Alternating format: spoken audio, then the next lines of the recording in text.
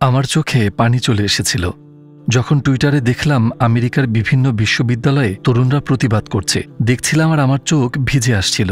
কেউ নাস্তিক, কেউ ইহুদি, কেউ খ্রিস্টান, কেউ মুসলিম, সকল তরুণ একচ্ছত্রভাবে দৃঢ় পায়ে প্রতিবাদে যোগ দিচ্ছে। এটা শোনার পরেও যে আমাদের এই যুবকদের নাম দাও, যখন তারা গ্র্যাজুয়েশন করবে আমরা আমাদের কোম্পানিতে তাদের কোনো চাকরির সুযোগ দেব না। এমনকি বিশ্ববিদ্যালয়ের প্রফেসররা পর্যন্ত জানতেন যে তারা তাদের চাকরি হারাবেন, তাদেরকে বরখাস্ত করা হবে। তবুও তারা এই আন্দোলন বিরতিহীনভাবে অব্যাহত রেখেছেন গাজার সমর্থনে। আপনার মনে আছে 7 অক্টোবরের পর হার্ভার্ড বিশ্ববিদ্যালয় তাদের ডিনকে বহিষ্কার করে। ইয়েল বিশ্ববিদ্যালয়ের মতো একটি নামকরা বিশ্ববিদ্যালয়েও তাদের ডিনকে জিজ্ঞাসাবাদ এবং বহিষ্কার করা হয়েছিল। এত কিছুর পরও সেই যুবকরা দৃঢ়ভাবে গাজাকে সমর্থন করেছে এবং তারা তাদের অবস্থানে অটল এবং লড়াই করেই যাচ্ছে জায়োনিস্ট ইসরায়েলের বিরুদ্ধে। এটি আমাকে গভীরভাবে স্পর্শ করে। সম্মিলিত আওয়াজ, সেই প্রতিবাদী কণ্ঠস্বরগুলো এক হয়েছে, আর তাই প্রতিধ্বনিত হচ্ছে বিশ্ববিদ্যালয় প্রাঙ্গণগুলোতে। আমেরিকার বিশ্ববিদ্যালয়গুলোতে প্রতিবাদের ঝড় উঠেছে, আর তা বেড়েই চলেছে প্রতিনিয়ত। ওরা কলম্বিয়া বিশ্ববিদ্যালয়ে পর্যন্ত পুলিশ এনেছে, যেখানে তাদের নিয়মানুযায়ী পুলিশের কোনো প্রবেশাধিকার নেই। ফলে পরের দিন আরও 5 থেকে 10 গুণ বেশি তরুণ তরুণী সেই প্রতিবাদে অংশ নেয়। তারা যেন চিৎকার করে বলছে যে আমরা গ্র্যাজুয়েশন শেষে আমরা চাকরি পাবো কিনা কেয়ার করি না, সেখানে জুলুম হচ্ছে এবং আমরা কোনোভাবেই আমাদের ট্যাক্স দিয়ে জালিমদের অর্থের যোগান দেব না। এখন মূল প্রশ্ন হলো, কেন আমেরিকার মতো দেশে এত প্রতিবাদ হচ্ছে, যেখানে আমরা জানি আমেরিকা ইসরায়েলের সবচেয়ে বড় সাপোর্টার? আমি কিছু পরিসংখ্যান দেখেছি এবং আমি খুবই শকড সেগুলো দেখে। এ পর্যন্ত আমেরিকা ইসরায়েলকে কতটুকু সাহায্য করেছে সে বিষয়ে রিসার্চ করে কিছু তথ্য দেখেছিলাম। 2023 সাল পর্যন্ত ইসরায়েলের জন্য আমেরিকার মোট সহযোগিতার পরিমাণ $300 বিলিয়ন ছাড়িয়েছে। জানি এর পিছনে অনেক বড় শক্তি কাজ করছে, কিন্তু জনগণ এটি নিয়ে বিরক্ত। আমাদের ট্যাক্সের টাকায় তোমরা নিরপরাধ ফিলিস্তিনিদের হত্যা করছো। ভাই, 30,000-এরও বেশি মানুষ মারা গেছে এবং তাদের মধ্যে 70%ই নারী ও শিশু। তো সবার প্রশ্ন হলো, একটি শিশু মারা গেল কেন? আমি চাই না আমার ট্যাক্সের টাকা এমন কাজে লাগানো হোক। আর আমেরিকার নিজেরই তো বড় বড় সমস্যা রয়েছে। গৃহহীনতা, মানুষজন রাস্তার ধারে ঘুমাচ্ছে, স্বাস্থ্যসেবা অত্যন্ত ব্যয়বহুল, তেমনি রেন্টের সমস্যা, বিনামূল্যে শিক্ষার কোনো ব্যবস্থা নেই এখানে, অনেকেই প্রয়োজনীয় শিক্ষা থেকে বঞ্চিত। তো আমাদেরই তো এত এত সমস্যা, কি করছো তুমি আমাদের এই ট্যাক্সের টাকা দিয়ে? আমরা প্যালেস্টাইনে নিষ্পাপ শিশুদের হত্যা করছি। কল্পনা করুন, আমি একটি কফি কিনলাম, তো সেই ট্যাক্স দিয়ে কি করা হচ্ছে? পরোক্ষভাবে সেই ট্যাক্স কোথায় যাচ্ছে? ইসরায়েলের পক্ষে সাপোর্ট রয়েছে, তো এটি ইসরায়েলে গিয়েছে, আর সেখান থেকে বুলেট ছোড়া হয় আর একটি নিষ্পাপ ফিলিস্তিনি শিশুর হৃদয়ে আঘাত হানে। 30,000। 1 মিনিট দাঁড়াও, আমাদের নিজেদের অপরাধী মনে হচ্ছে। এই চিন্তা থেকেই ছাত্রছাত্রীরা প্রতিবাদ করছে, আর তাতে কোনো বাধা আসলে তাদের দল আরো ভারী হয়ে উঠছে। এই ভিডিওগুলো আমাকে প্রচণ্ড নাড়া দিচ্ছিল, চোখ ভিজে আসছিল। আমি বলছিলাম, এটিই তো মানবতা, এটিই তো বিবেকবোধ। বিবেকসম্পন্ন মানুষ যারা রাস্তায় নেমে প্রতিবাদ করছে, এটি মোটেই সহজ নয় ভাই। গাজায় 78,000 মানুষ আহত হয়েছে, যারা হাত, পা কিংবা চোখ হারিয়েছে। 25 লক্ষ মানুষ তাদের বাড়িঘর থেকে বাস্তুচ্যুত হয়েছে। 2,20,000 ঘরবাড়ি মাটির সাথে মিশিয়ে দেওয়া হয়েছে। আর ক্ষুধা, দুর্ভিক্ষের মতো কষ্ট তো তৈরি হচ্ছেই, মানে বিদ্যুৎ, পানির কথা তো বাদই দিন। মানুষ সেখানে ক্ষুধা ও দুর্ভিক্ষের দ্বারপ্রান্তে বাস করছে, আর এসবের পেছনে আছে পৃথিবীর এক ঘৃণ্য শয়তান। অন্যদিকে ন্যায় বিচার চাওয়া লোকদের দেখে সবাই ভাববে, এটা কি আদৌ সম্ভব যে সূর্য পশ্চিম দিক থেকে উদিত হচ্ছে? আমরা যা শুনেছি সূর্যের পশ্চিম দিক থেকে উদয় হওয়া সম্পর্কে, এর অর্থ কি এমনও হতে পারে এটি কি রূপকার্থে ব্যবহৃত?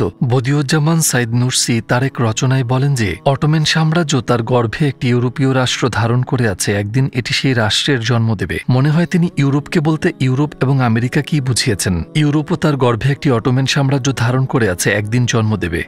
হয়তোবা এগুলো কোনো কিছুর শুরুর লক্ষণ। আমি এখন পর্যন্ত যতগুলো ধর্মান্তরিত হওয়ার ভিডিও দেখেছি, আমি এর আগে কখনো ইনস্টাগ্রামে, ইউটিউবে কোথাও এতটা দেখিনি।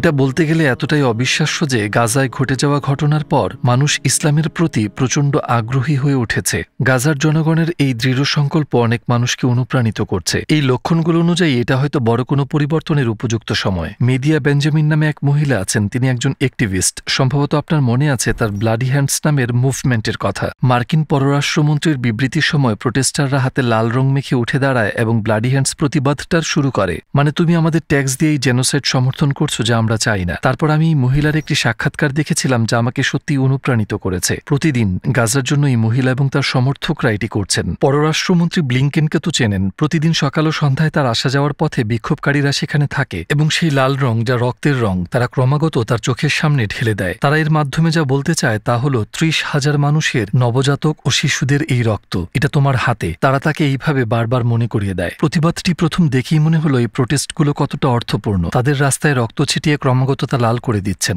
মহিলাটি লড়াই করেই চলেছে এবং তার সাক্ষাৎকারে বলেছে, প্রতিদিন যা দেখি তা আমার মাথা খারাপ করে দিচ্ছে। আমি ঘুমাতে পারি না গাজার এই বাচ্চাদের আর তাদের মায়েদের কথা ভেবে। অথচ বিশ্ব নেতাদের কথা শুনে মনে হয় যেন কিছুই হয়নি। প্রতিবার বিশুদ্ধ পানি পান করার ও ঘুমের সময় গাজাবাসীর কথা ভাবি, যাদের প্রতিনিয়ত এসব থেকে বঞ্চিত করা হচ্ছে। বিশ্ব সম্প্রদায় হিসেবে আমরা আজ ব্যর্থ, নিষ্ঠুর। আমরা আমাদের মানবতাকে হারিয়েছি। আসলে আমরা মানুষ হওয়ার ক্ষমতাই হারিয়ে ফেলেছি। আর আমার ট্যাক্স এই বর্বর কাজে ব্যবহার করা হয়, যা আমাকে অত্যন্ত জঘন্য বোধ করায়। আর লক্ষ লক্ষ আমেরিকান এই মুহূর্তে এটি অনুভব করছে, কুলসিত।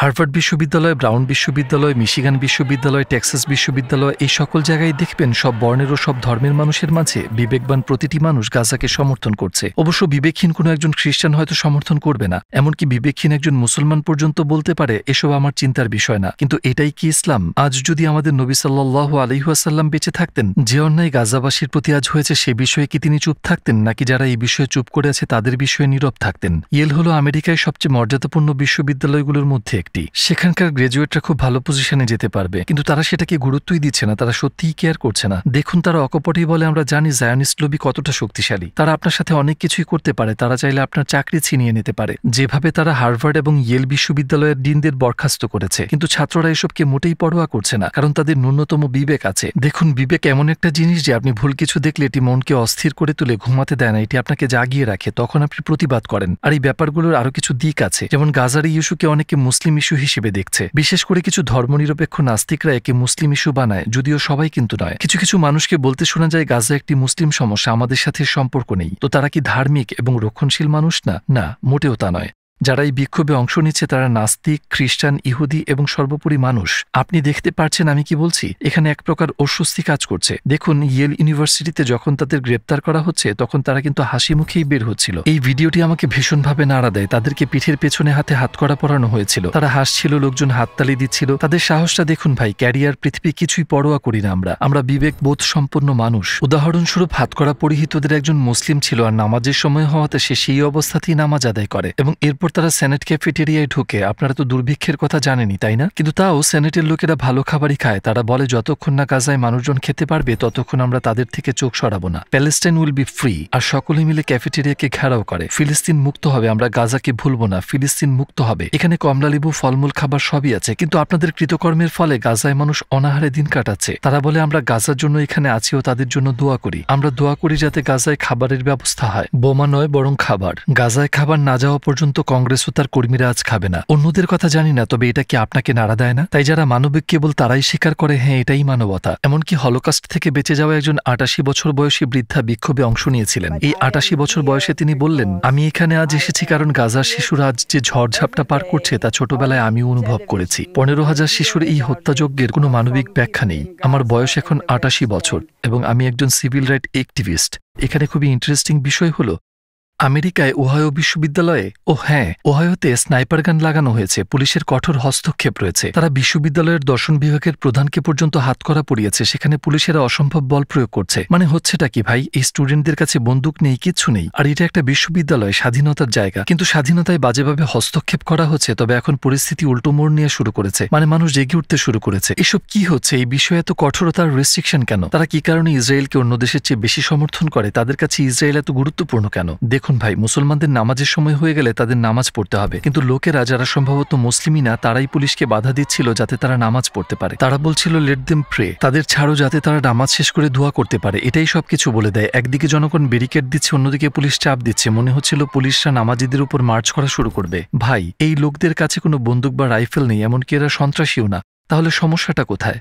চলুন কন্টিনিউ করি। এখানে ইহুদিরা একত্রিত হয় এবং এই অন্যায়ের প্রতিবাদে যোগ দেয়। তার মানে হলো সব ইহুদিরা এই গণহত্যাকে সাপোর্ট করে না। যারা বর্তমানে ফিলিস্তিনে বর্বর গণহত্যা চালাচ্ছে এর মূল হোতা হলো জায়নিজম মাইন্ডসেট। পৃথিবীর বিভিন্ন প্রান্তের ইহুদিরা এইসব বিভৎসতাকে ঘৃণার সাথে প্রত্যাখ্যান করেছে। সবকিছু দেখার পর অনেক বোধসম্পন্ন মানুষকে আপনি ইনস্টাগ্রামে দেখবেন যারা মুসলিম হয়ে যাচ্ছে।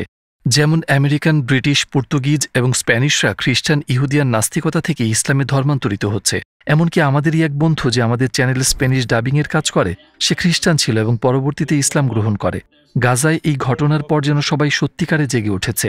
যে কারোরই এই চিন্তা আসতেই পারে যে সত্যের সূর্য কি তবে সত্যিই পশ্চিম হতে উঠতে শুরু করেছে, সত্যিই কিছু কি ঘটতে যাচ্ছে। পশ্চিমের জনগণের এই ক্ষোভ, ইসলামে এত লোকের ধর্মান্তরিত হওয়া, বিবেকসম্পন্ন মানুষের এই উত্থান, এগুলোই কি তবে সময়ের পরিবর্তনের আভাস দিচ্ছে? প্রথমত আমাদের এটা জানা উচিত যে ইসলামের দুটি দিক আছে। প্রথমটি হলো ইবাদতের দিক, হারাম হালাল, নামাজ এবং দোয়া করা ইত্যাদি। আর অন্যটি হলো সামাজিক জীবনে ইসলামী নীতিনৈতিকতা।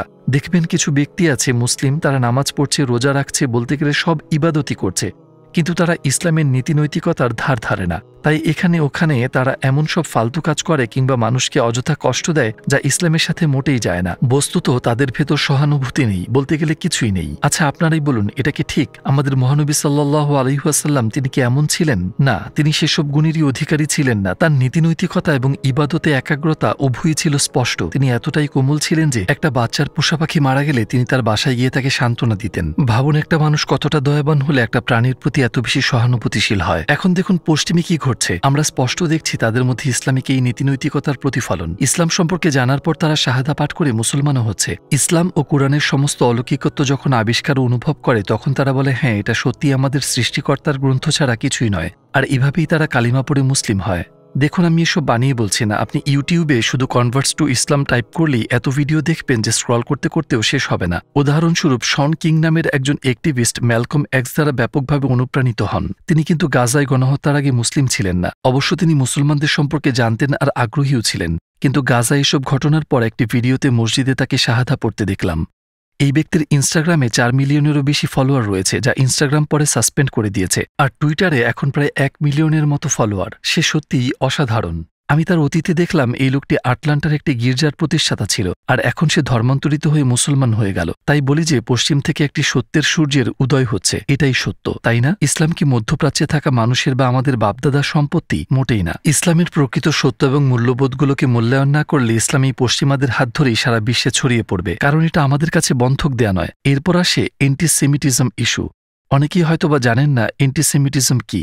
মূলত এই এন্টিসেমিটিজম হচ্ছে ইহুদি ধর্ম এবং ইহুদি জনগণের বিরুদ্ধে বিদ্বেষ বা শত্রুতা। আপনি জানেন দ্বিতীয় বিশ্বযুদ্ধের সময় হিটলার ব্যাপকভাবে ইহুদিদের হত্যা করে, তখনই মূলত এন্টিসেমিটিজমের উদ্ভব হয়। ইহুদিরা হিটলারের বিরুদ্ধে বলেছিল, তুমি ইহুদি বিদ্বেষী, তুমি ইহুদিদের শত্রু। যারা তাদের আক্রমণ বা অপমান করত তাদেরকে ইহুদিরা এই অজুহাতের অধীনে নিতে শুরু করে এবং যারা এন্টিসেমাইট হিসেবে চিহ্নিত হলো তাদের শাস্তি দেওয়া শুরু হয়। হ্যাঁ, সে সময় ইহুদিরা অবশ্যই নিপীড়িত ছিল এবং তখন সেখানে এন্টিসেমাইট ছিল, কিন্তু সার্থকভাবে এই লেভেলটা ইসরায়েল এখন অপব্যবহার করে।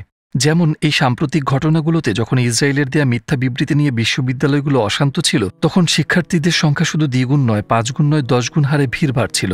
এবং যতই তাদের উপর চাপ পড়ল, ভিড় ততই বাড়তে লাগলো। এবং তারপর নেতানিয়াহু বলতে লাগলো, এসব এন্টিসেমিটিক কর্মকাণ্ড, তোমরা ইহুদিদের শত্রু, ইত্যাদি ইত্যাদি। 1 মিনিট, তুমি না 30,000 নিরপরাধ মানুষকে হত্যা করে গাজার 25 লক্ষ মানুষের বাড়িঘর ভেঙে তাদের উদ্বাস্তু বানিয়েছ, তাদের সাহায্য প্রবেশে বাধা দিয়ে ক্ষুধার কষ্ট দিচ্ছ, আর আমরা এই অন্যায়ের বিরুদ্ধে কথা বললেই ইহুদিদের শত্রু হয়ে গেলাম? এটা আবার কোন তামাশা? তার মানে তারা বাড়ি লুট করে বাড়ির মালিকের উপর অত্যাচার করবে, আর আমরা যখন বলবো 30,000 মানুষ শহীদ হয়েছে, তাদের মধ্যে 70 ভাগে মহিলা এবং শিশু, তোমার কারণেই 25 লক্ষ মানুষ বাস্তুচ্যুত, তুমি তাদের বাড়িতে বোমা মেরেছ, তুমি 2,20,000 বাড়ি ধ্বংস করে প্রতিবাদ করলেই শোনাচ্ছ তোমরা ইহুদিদের শত্রু, ইহুদিরাই নিপীড়িত হচ্ছে। ভাই, 78,000 মানুষ আহত। এই মুহূর্তে আমরা গাজায় গণহত্যা দেখছি। অতীত ইতিহাসে গণহত্যা চলাকালীন যারা গণহত্যাকারী তারা বলেনি আমরা গণহত্যা করছি, কিন্তু পরবর্তীতে যখন ঘটনার তীব্রতা বোঝা গেল, তারা দেখল ঘটনাটি কতটা গুরুতর ছিল। বহু বছর পর তাদের বিচারের সময় বুঝতে পেরেছিল তারা গণহত্যা করেছে।